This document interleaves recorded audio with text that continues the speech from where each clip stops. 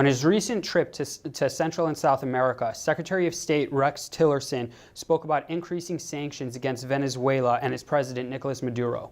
Joining me is Monica de Bolle, Senior Fellow at the Institute, to discuss the United States sanctions against Venezuela and the impact additional sanctions could have on the President and the Venezuelan populace. Thank you for joining me. Thank you. So why did Secretary of State Tillerson visit Central and South America?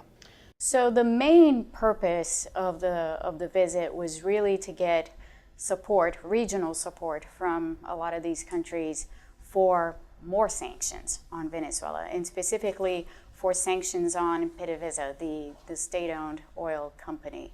The reason why this is important to get that kind of support is that there are a lot of countries, specifically Caribbean countries, so that's why Jamaica, for example, was one of the countries that Secretary Tillerson visited.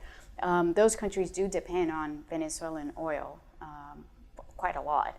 And on the other side of this is the fact that there are lots of oil refineries, both in the region as well as here in the U.S., that refine crude Venezuelan oil. So those companies would evidently take some kind of hit if sanctions were to be imposed on Venezuelan imports of oil. So what sanctions are currently in place, and why has that not been enough? Why do we need more sanctions on Venezuelan oil? So the sanctions that have been in place so far are sanctions on individuals. So President Maduro himself is under sanctions. A number of senior people in his government are under sanctions. There are some officials from PDVSA who are also under sanctions, but it affects essentially individuals. The state-owned oil company is not under sanctions. There are no sanctions on Venezuelan imports, oil exports.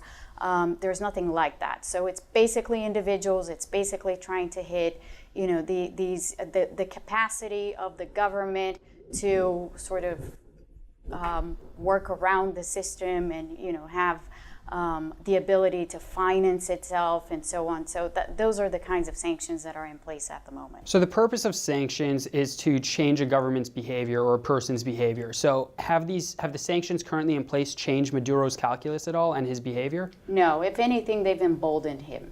Usually you think of sanctions as a way to apply pressure on a specific regime. And this is exactly what these sanctions are targeting in the case of Venezuela. However, they have played into Maduro's hand in the sense that he has been able to turn the narrative around and say back to the Venezuelan people, the reason why you're suffering is because we are under sanctions. So it's very much like what Cuba used to do when this was an issue for them. And in fact, it has thus far actually helped him in many ways. Venezuela has just announced that they're going to hold elections on April 22nd. These are presidential elections. Maduro has been able to consolidate his power in such a way that he's basically crushed the opposition. And as it seems, the only running candidate in these elections is going to be Maduro himself. He's not going to face opposition from anyone else. So how would additional sanctions against PDVSA change Maduro's behavior, or will it? I don't know if it will. It will hurt quite a bit the Venezuelan people. So, the country is already under severe distress, humanitarian distress. There's a lot of migration going into Colombia and into Brazil, people trying to flee, these terrible conditions in the country. Everything has collapsed. There's little food, there's no health system anymore. Every single institution has sort of been destroyed. And really, the people who are already suffering from all of these things, they're going to be the most hit by sanctions, because by and large, the government and these Maduro officials have been able to maintain, through the help of other countries, their positions and their positions in power. So why even sanction PDVSA? Why even consider that option? Well, I think it's an attempt to, again, up the pressure on the regime and see if, something happens and that the regime weakens and that the perception with respect to the regime weakens. The thing that I think is missing from that kind of look into Venezuela and Venezuela's issues is that The current regime doesn't really care how it's viewed by other places in the region. It's been sidelined by everybody already.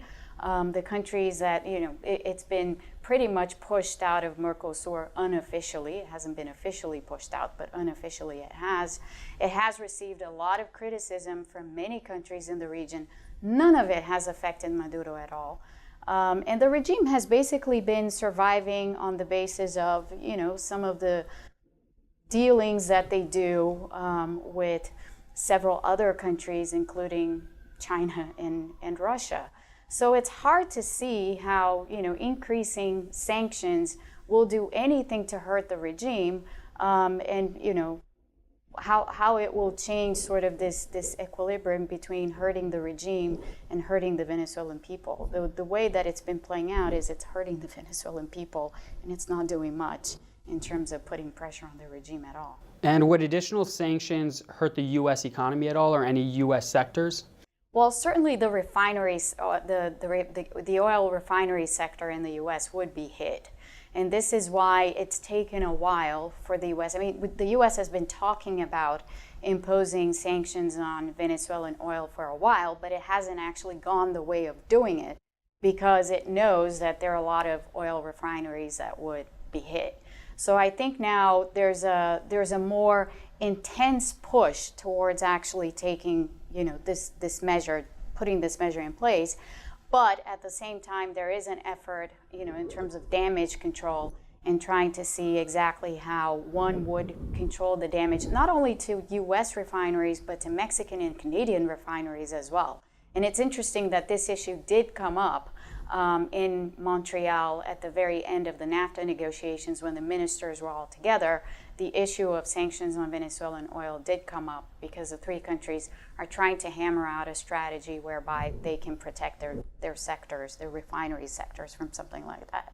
Very interesting. Thank you, Monica. Thank you.